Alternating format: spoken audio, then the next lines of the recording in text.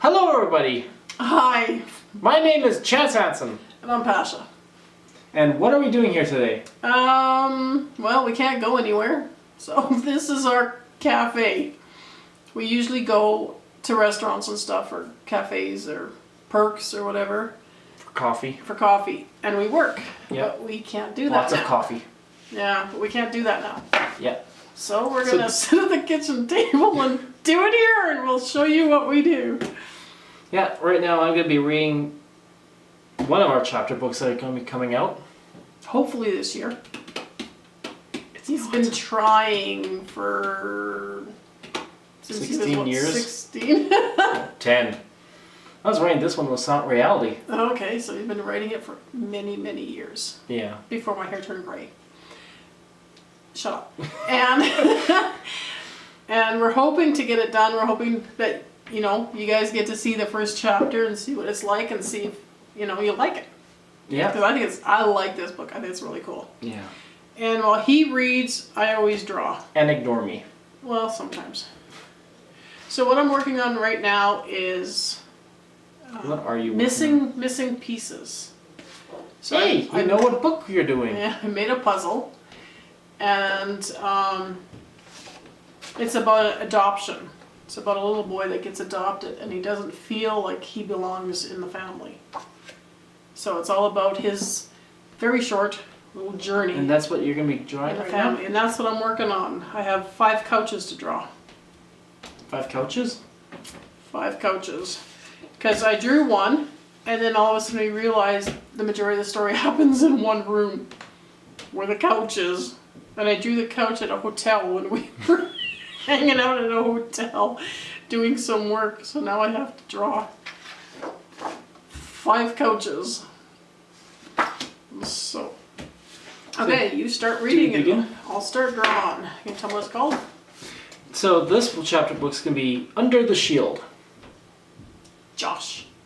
Josh? Yeah, our code word for this one, isn't it? A code word for everything is Josh. Yep. It's not rain, it's Josh. So, Under the Shield. Friedman House, January 5th, 2010. You have to do a lot of editing with the timeline. Yeah. It's supposed to be 2020 now. Chapter 1. I woke to the sound of thumping which came from over my shoulder in the direction of the kitchen. Grabbing my glasses off the coffee table, I looked at the clock hanging on the wall next to the television that was playing one of Pasha's new music videos. I quickly made a mental note of the time. It was 7 in the morning. My wife Valerie and I had fallen asleep on the couch. Dave, our son, came barreling into the living room up to us and started jumping, unable to contain his excitement. Guess what? Guess what? Guess what? Guess what? Dave squealed. What? My wife asked, as she began to stir awake. Today's my birthday! Today's my birthday! Dave squealed again before bolting through the kitchen and up the stairs. Good morning, I said softly, as I placed a kiss on Valerie's forehead. I guess we should get going, I whispered, as I gave my wife a hug before we went upstairs to get ready for the day. Later, when I came down the stairs, rubbing my wet hair with a towel, the aroma of toasted bagels and frying eggs engulfed the kitchen. I walked into the kitchen and gave Valerie a hug as she prepared a quick breakfast for us. At that instant, the toaster shot 2 halves of bagel upward. Do we tell him? I quietly whispered in her ear. Valerie gave a silent groan as she lifted her head up to lock eyes with mine. I looked into her loving dark brown eyes as her coconut-scented body wash entered my lungs. I told myself I would never forget the day we met 20 years ago. Oh. I didn't say nothing. I'm listening. I can hear your thoughts. No, I'm doing good. I'm doing good. I began to think of our honeymoon at the beachside resort where we sat for hours by our private pool watching the waves crash onto our spot at the hotel's private beach. After breakfast, we'll go to CP Mall and pick up some stuff for our trip, I whispered quietly in her ear. Did you make that list last night for what we need? Her voice was a mixture of remembrance and urgency. I patted my pockets. I had left it on the coffee table last night, on top of the internet password book. I walked into the living room, spraying the magazines of country and photography across the table, looking for the shopping list and the password book. Where is it? I walked to the couch and started shaking the blankets and lifting the couch's flower-patterned cushions. Did you leave it on the table? Valerie asked as she placed the eggs on a plate. Fried eggs on a plate. That's probably where I left it, I replied, as I pushed myself off the floor from where I was looking under all the living room furniture. I'm sure I left the list on our book of passwords. What happened to them? As I reached the table, the sound of Dave's feet came thumping down the stairs. I scanned the empty table for the password book as Dave barreled around the corner into the kitchen and hopped into a chair that stood by the table. Sound effects.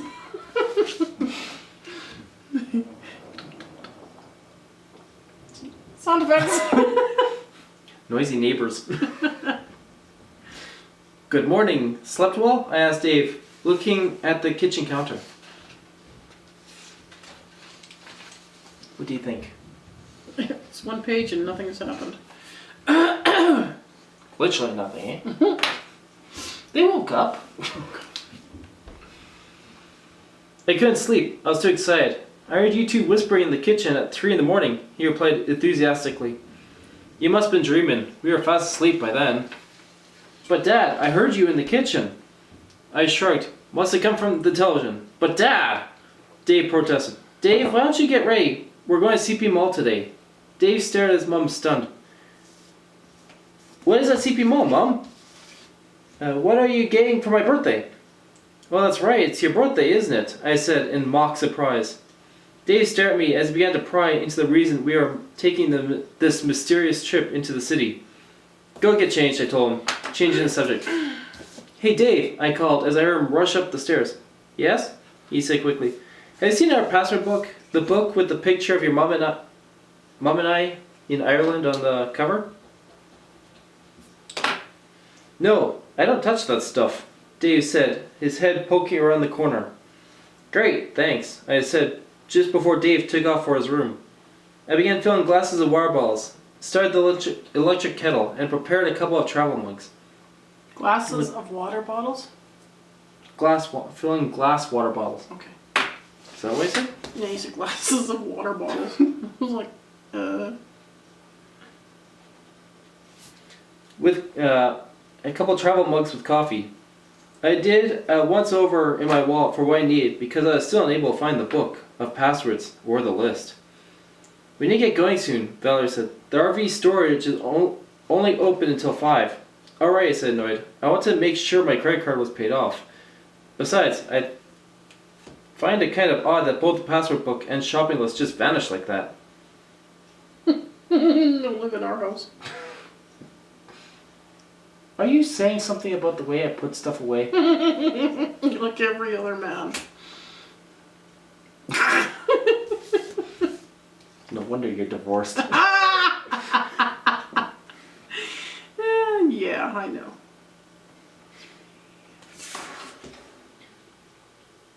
We're gonna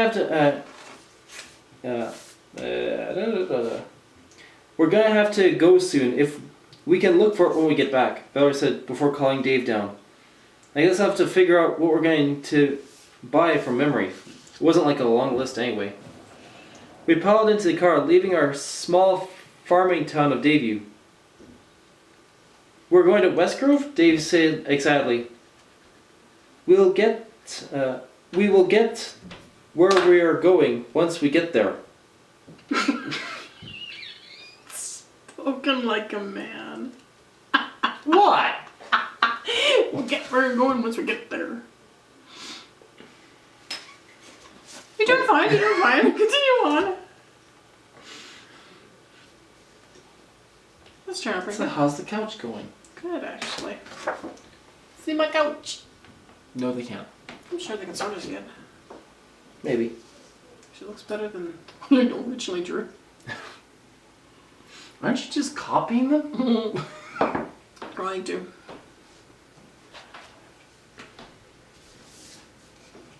I said before smiling at Valerie at the wheel. Overwhelmed with excitement, Dave's seatbelt seemed to be the only restraint that was keeping him in his seat. Thankfully, he fell asleep 3 minutes later due to a lull of the rumble of the wheels on the pavement. Through the last hour of driving, Valerie and I spoke in whispers and nudges. As we pulled into the parking lot at CP Mall, there were so many vehicles. There wasn't a parking spot closer than halfway across the parking lot, but there also didn't seem to be any shoppers exiting the store. "This is so cool. I want a yellow Hummer like that when I grow up," Dave exclaimed, pointing at the frosty vehicle. I nodded in agreement. "That is cool." As we crossed the parking lot, a man in a brown leather jacket came walking toward us. As we drew near, he looked away, clearly looking bothered about something. As the man passed, he body slammed me, almost knocking me off my feet. "Watch it," I yelled, surprised by the man's actions, as I turned to look at the strange man, who didn't even stop or acknowledge me. "What was that about?" Valerie asked, once he was out of earshot.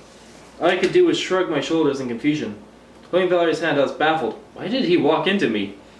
"The nerve of people," I said, trying not to sound upset by being body-checked by the stranger.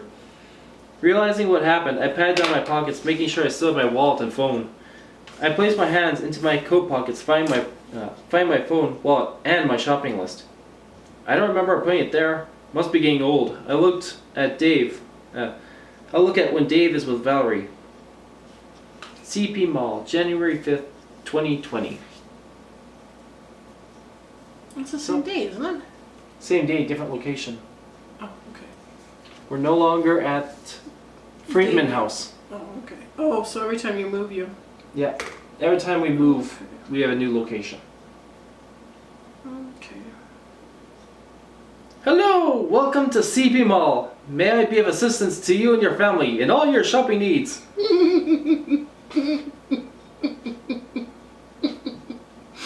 Sorry.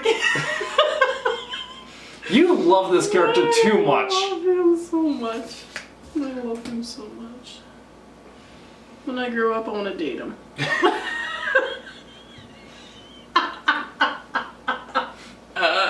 You can't grow up any more than you already are. Yeah, too late. Lucked out. Too late. He was well over 6 feet tall and had black braids that hung past his shoulders.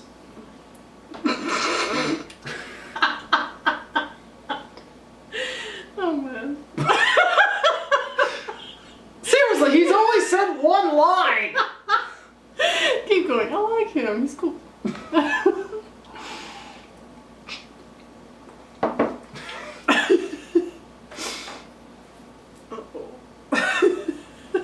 I think your sunburn's starting to show. I think so. We have been moving inventory these days, and I'd like to help you find what you need.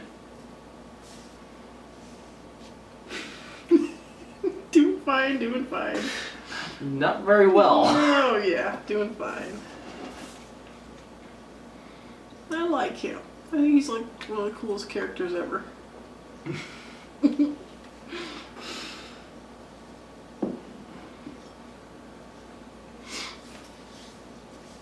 cute. Yeah, one of your first crushes in fictional land? Fictional land. Well, it's easier to crush on him than it is to crush on like a raccoon or what else do we have in our books? A trash monster. It's like, come on, give me a break. This is the first human. Human. Human. Human. And now the Valeries exchanged a glance, and then she left. With Dave.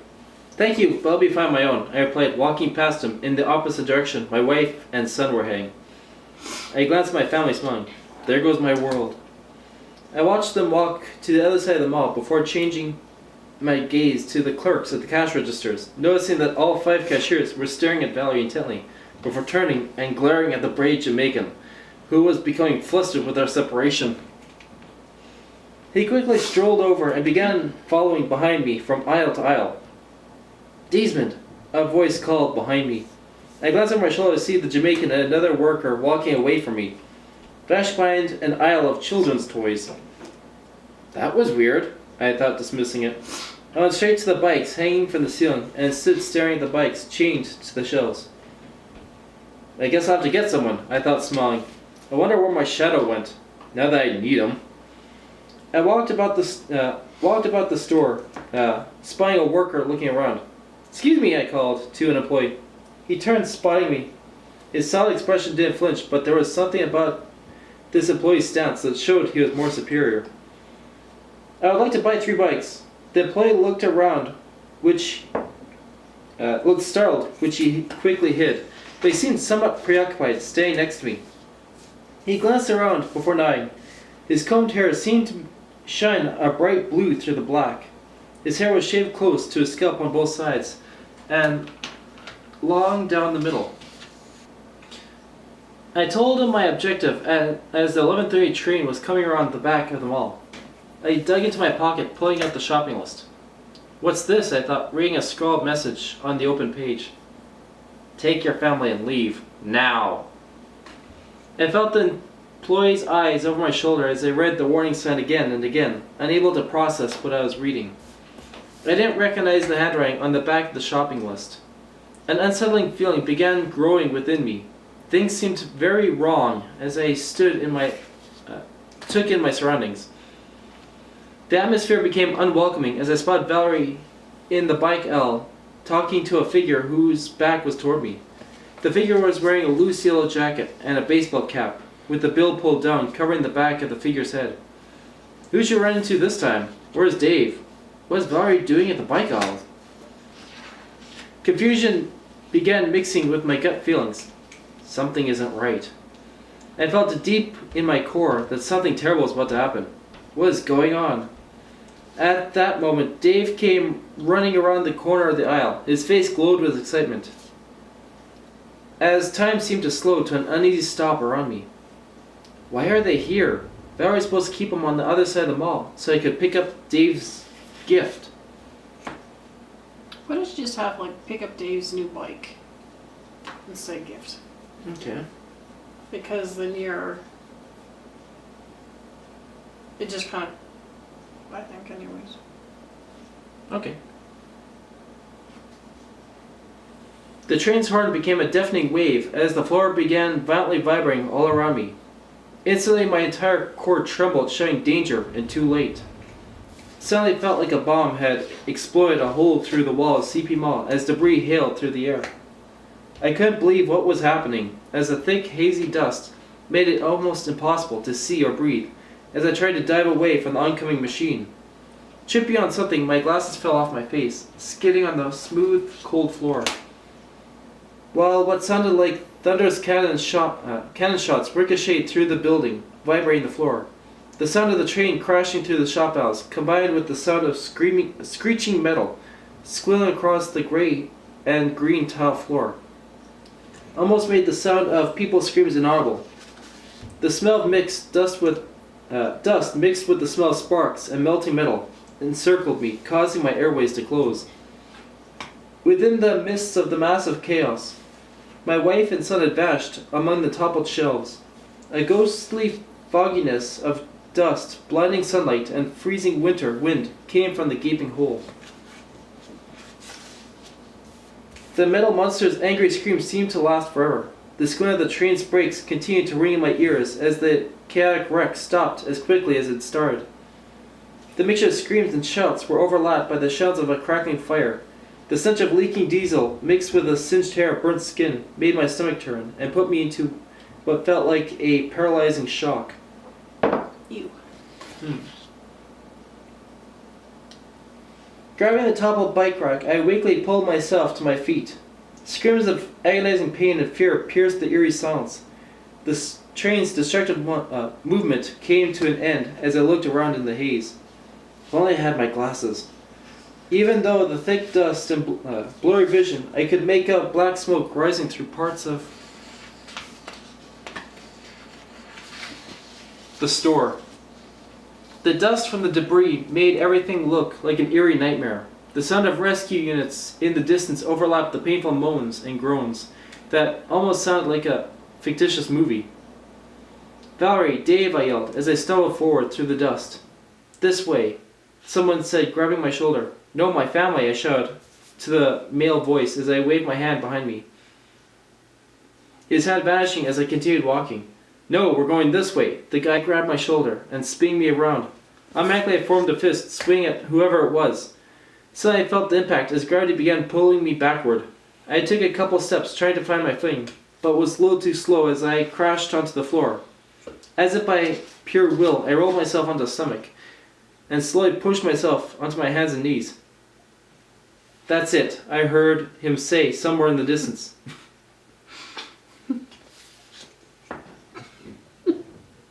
I'm sorry. Shouldn't be funny. What? But it is.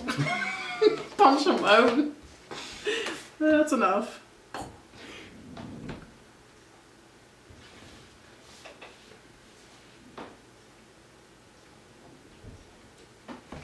I stared at the floor, unable to pull myself onto my feet. Valerie, Dave, where are you? I shouted.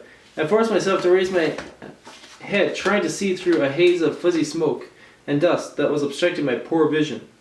The last thing I remembered was a foot pressing down my back, sending me flat onto the floor before I felt something stab into my shoulder. Exhaustion came over me as consciousness faded. Unsure if I was connecting with my voice, I yelled, at least to myself, Dave, Valerie. I heard the sound of rolling fire, fierce and threatening, as its warmth crawled throughout me. Smoke was choking my lungs as tears swelled my eyes shut. Slowly my mind fogged up with nothingness as darkness began enclosing my whole being. Oh, that's the end of chapter 1? End of chapter 1. So? My couches are like honky. Honky? You got honky couches? What's that? Hunky dory? No, they're not great. They're not great? Horky? What's that word? I can't think of the word. I don't know. Some of them turned out and some were really crooked. I have to redo some of the legs. Hokey! Hokey? My couches are hokey. That's the word I'm looking for.